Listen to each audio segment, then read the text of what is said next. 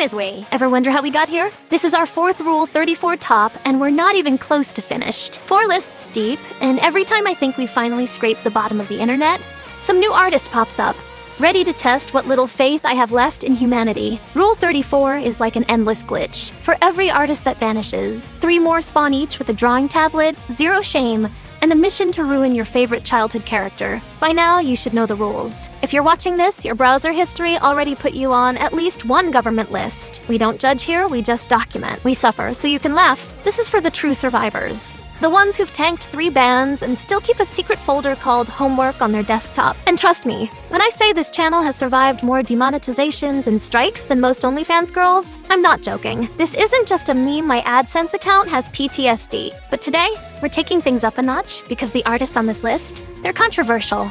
Some are legends, some are meme lords, some just need a VPN and a little divine intervention. But all of them, yeah, they set the internet on fire, one way or another.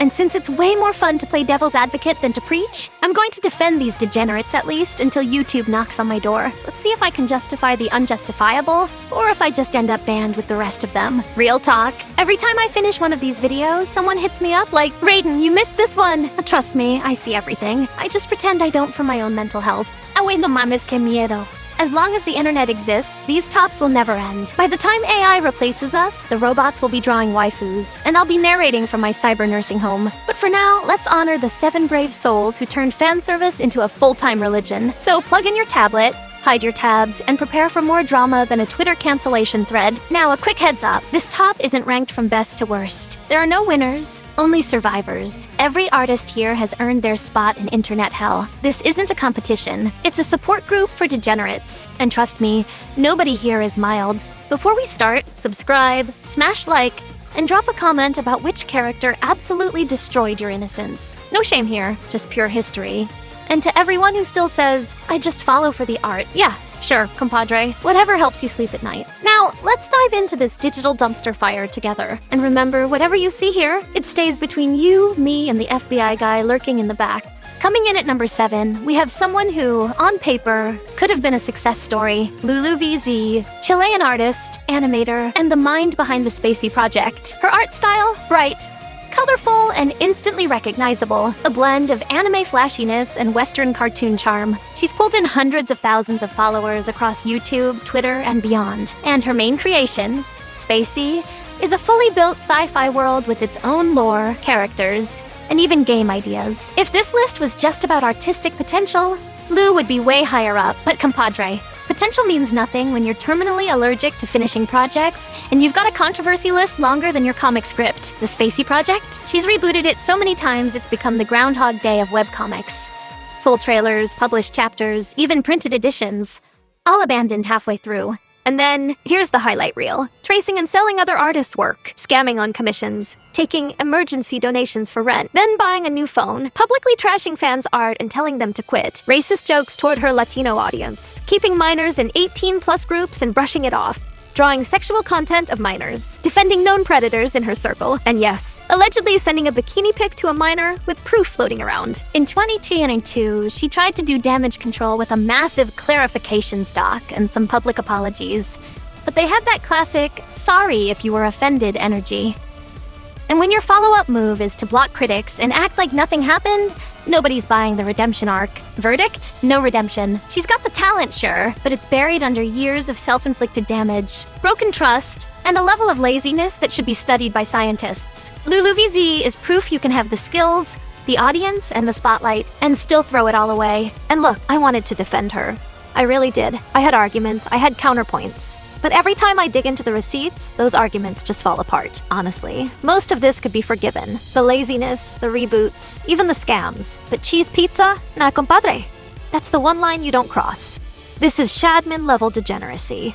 And not for drawing fictional characters, but for involving real people. That's a whole other hell. And that's why LuluVZ is right here at number 7. Oof, oof, oof. At number 6, we've got...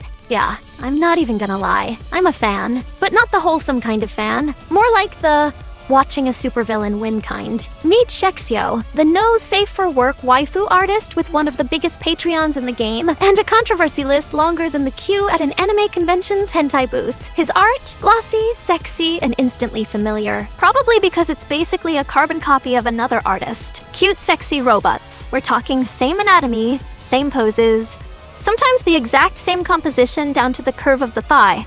In 2020, CSR called him out with overlays that matched perfectly. Not inspired by, not coincidentally similar, but straight up tracing territory. And Shexio's defense? 2 giant Twitlonger essays that only made him look guiltier. You'd think getting caught red-handed would slow him down. Nope, fast forward to 2022 and he's in the spotlight again. This time for cranking out AI-generated waifus, touching them up and selling them as 100% hand-drawn on Patreon. He never admitted it outright, but the AI artifacts in the leaked full-res pics were so obvious they might as well have been watermarked made in Stable Diffusion. The art community?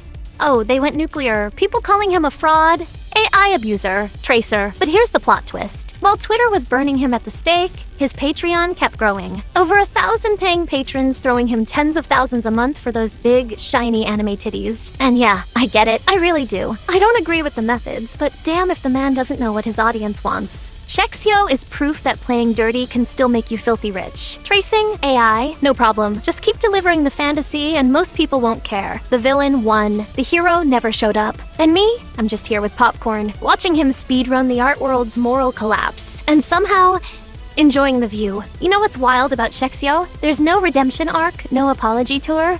Not even a fake YouTuber apology video. Why? Because he never actually fell. The art community roasted him for tracing and AI, called him every name in the book, but his real audience, the Coomers and the Wallets, never cared. They just wanted more waifus, more curves, more Patreon drops. And you know what's the real punchline here? The devil's advocate got paid without having to lift a finger. Redeemed or not, canceled or not, I still cashed in. In this business, drama comes and goes, but money stays, and the devil's advocate never loses. I win no mames. On the next place we have Valdrox, ha ha ha! At first glance, Valdrox looked like just another animation kid in the meme scene.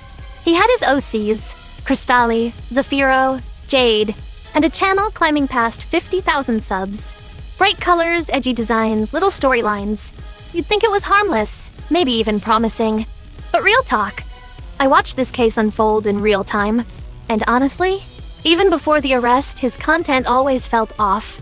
Kinda cringe, like he was forcing the trends without ever having a real spark. I always thought, this guy is kinda sus. Behind the flashy edits and traced frames, Valdrox was hiding something way darker. He wasn't just lazy with tracing, he wasn't just beefing with critics. He was living a double life. In 2019, Guatemalan police raided his home. Why? Because he wasn't just drawing edgy content. He was caught with cheese pizza, not the meme kind, the real thing. Devices seized, evidence logged, and suddenly the cartoon guy was a criminal headline. And to make it even nastier, rumors spread that he was even using pizza that fans allegedly sent him as reference for his so-called drawings. Ay, cabron. By August 2020, it was official. Sentenced to over 3 years for possession of material involving minors. And let's be clear, this wasn't fandom drama, this wasn't Coomer art controversy. This was court, prison, and a name scrubbed off every platform. YouTube? Gone. DeviantArt? Banned. Twitter? Nuked. Valdrox didn't just get cancelled, he got condemned. Redemption?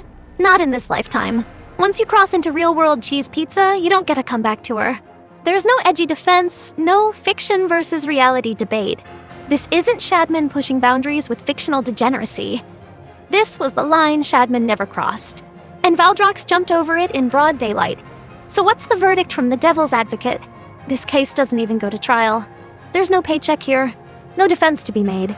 Guilty as charged. On the next place we have, if you've ever been lost in the rabbit hole of pixel porn, chances are you've seen -8's work. The guy is a damn wizard with pixel art, hypnotic loops, 16-bit aesthetics, animations that look like they belong in an arcade machine.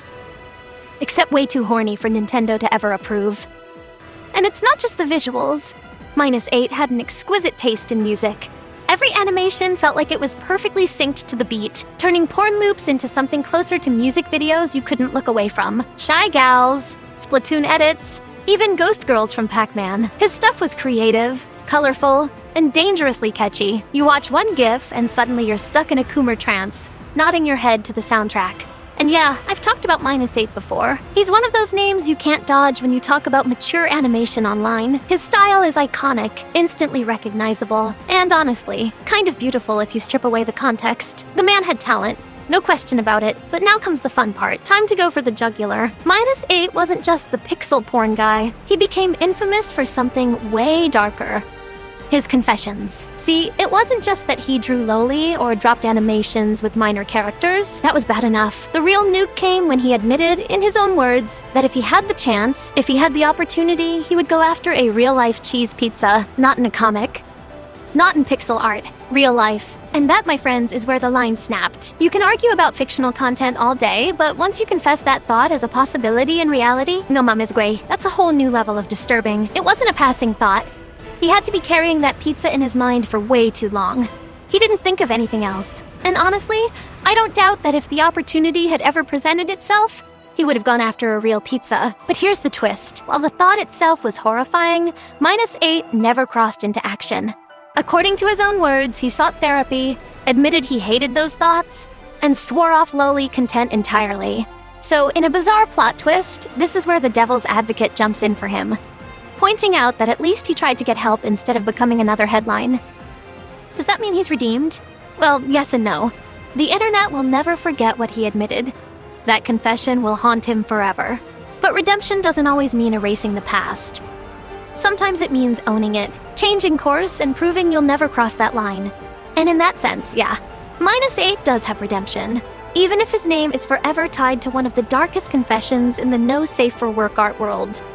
Let's be real for a second. Shadman is my favorite artist. Yeah, I said it. He's the one who actually inspired me to start drawing in the first place. His sharp lines, the energy, the grit.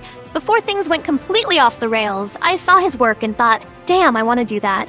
And I know I've talked about Shadman plenty of times before, but honestly, it's inevitable. You can't make a list like this without mentioning him. He's not just another Rule 34 artist. He's the final boss, the inevitable mention, the ghost haunting the entire scene. His style was sharp, dirty, and instantly recognizable. Bold lines, gritty shading, almost like hentai filtered through a heavy metal album cover. When you saw a Shadman drawing, you knew it immediately. And half the time you wished you hadn't. He went after everyone. Overwatch girls? Done. Fortnite characters? Done. Pokemon? Of course. Cartoon Network? All ruined. And he didn't stop at fictional characters, he went straight for real people. Celebrities, streamers, politicians, even real-world figures you'd never expect. That's when degenerate fan artist turned into, is this guy okay? And let's not forget, Shadman loved to push the worst buttons possible. Lolly comics, edgy scenarios, things that weren't just not safe for work. They were no safe for life. Rumor has it he even drew his own mother at one point, which just shows how far off the deep end he was willing to go. And the point where he became truly indefensible? When he started making pizza drawings based on real pizza, crossing the line from fictional degeneracy into something far more disturbing. He became the poster child for FBI-tier content. The guy your mom warned you about when she said, don't click suspicious links. And the thing is, people still clicked. Because as horrifying as it was, Shadman's art was iconic. He made you look. He made you feel guilty. And then he made you look again. Of course, the man behind the art wasn't any less chaotic. In 2021, Shadman was arrested on gun charges in Los Angeles. No surprise there. The internet just collectively shrugged and went, yep, that tracks. Because if there was ever an artist whose reputation screamed future mugshot, it was him. Redemption? Forget it. Shadman isn't getting a redemption arc. This isn't -8 going to therapy. This isn't a Coomer who slipped up. This is the Emperor of Edge, the guy who carved his legacy out of shock and disgust. His art is legendary, his infamy eternal, and his name is basically cursed ground in the art community. So if the devil's advocate shows up here, she almost doesn't take the case. She just looks at the file, lights a cigarette, and says, nah, you're on your own, cabron. But then again, she admits one ugly truth. Even if Shadman has no redemption, if he ever came back, the internet would welcome him with open arms. Diablos. I'm even considering cosplaying as him someday. And in a world drowning in cheap AI art, maybe, just maybe, it's better to have one Shadman than a million faceless prompts. Yo te perdono por todo, Shadman. And that's it. Our top 5. Yeah. I know I said top 7 at the start, but guess what? I lied. Ha ha ha, no mames way. You already got 15 minutes of degeneracy and your brain is fried enough. But don't worry, there's more. I've got a whole stack of cursed artists waiting for their turn in hell, and trust me, part 2 is gonna be even darker. Consider this the warm-up. So yeah, I am monetized. Shocker, right? All this chaos, and YouTube still pays me. Capitalism, baby. Subscribe if you want to keep watching me ruin your childhood cartoons. And remember, in a world full of AI slop, at least this chaos is hand-drawn. Well, some of them. Ahora largo de aquí.